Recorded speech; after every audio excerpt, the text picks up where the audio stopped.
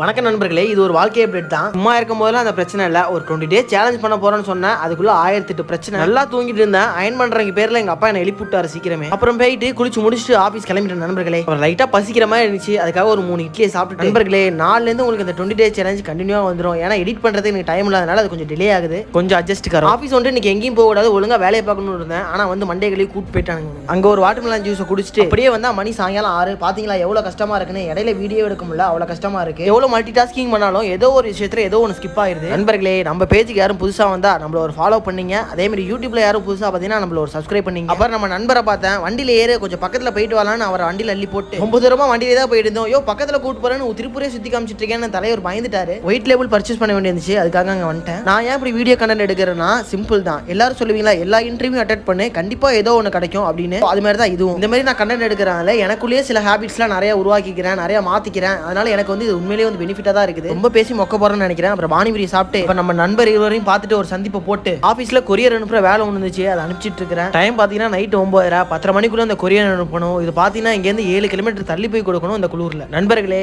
எல்லாருக்கும் வாழ்க்கையில ஒரு கனவு இருக்கும். ஸோ அதே மாதிரி எனக்கு ஒரு கனவு இருக்கு. அது என்ன நான் போக சொல்றேன். வீட்டுக்கு வந்துட்டு வந்தே நிப்பாட்டிட்டு தயிர் சாதம் சாப்பிட்டு மட்டை ஆயிட்டேன்.